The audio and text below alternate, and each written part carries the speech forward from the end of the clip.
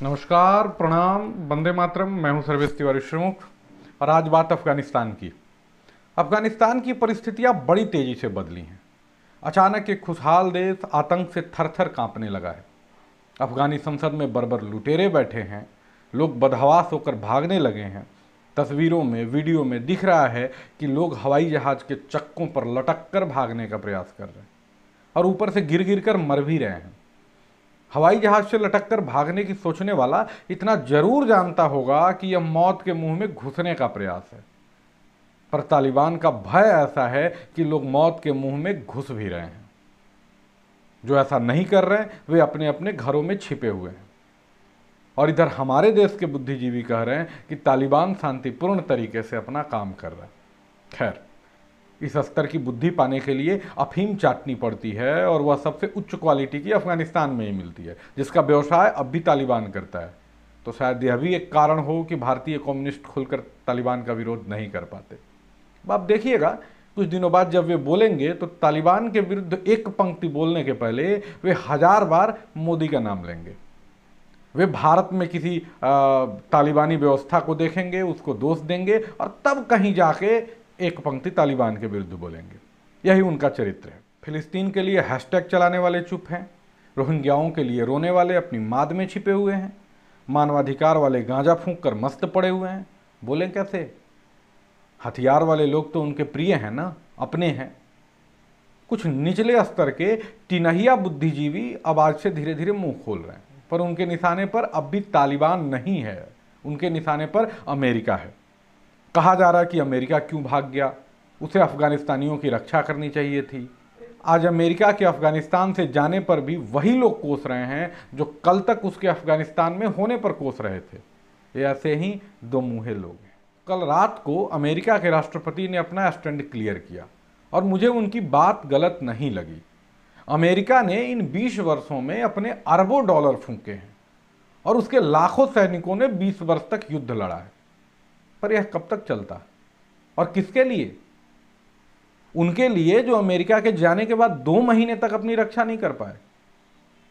जिस देश का चुना हुआ राष्ट्रपति सबसे पहले 3 कारों में रुपया भरकर देश छोड़कर भाग जाता है, उस देश के लिए कोई दूसरा क्यों लड़े?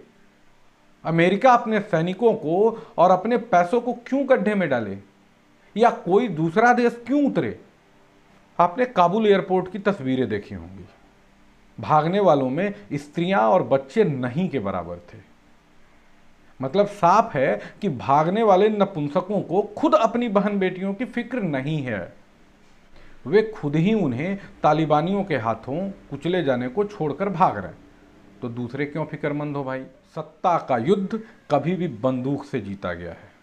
स्वतंत्रता भीख में नहीं मिलती, इसके लिए निरंतर लड़ते रहने का साहस चाहिए, प्रतिरोध की हिम्मत चाहिए। साम्राज्यों के इतिहास का पहला और अंतिम सत्य यही है कि जिसके पास साहस हो, सत्ता उसी की होती है। बिना खड़क बिना ढाल वाली बात गीतों में भले अच्छी लगती हो, वास्तविक संसार में उसका कोई मूल्य नहीं है। भारत पर हजारों वर्षों तक इन बर्बरों ने आक्रमण और लूटपाट किया है, फिर भी वे भारत को समाप्त नहीं कर सके। जानते हैं क्यों? क्योंकि भारत लड़ता रहा है लगातार, रोज। बाबर ने खानवा के युद्ध में महाराणा सांगा को हराया, तो क्या मेवाड़ ने हार मान ली?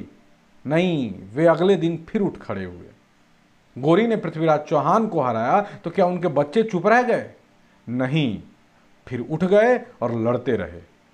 यही कारण है कि आज 1000 वर्षों के बाद भी महाराणा प्रताप के बच्चे अब भी राजसी ठाट में रह रहे हैं और अकबर के वंशज चांदनी चौक की गलियों में अंडा बेचते हैं और बीपीएल का राशन उठाकर पेट भरते हैं। तालिबान की जीत पर जश्न मनाने वाले लोग हर देश में हैं।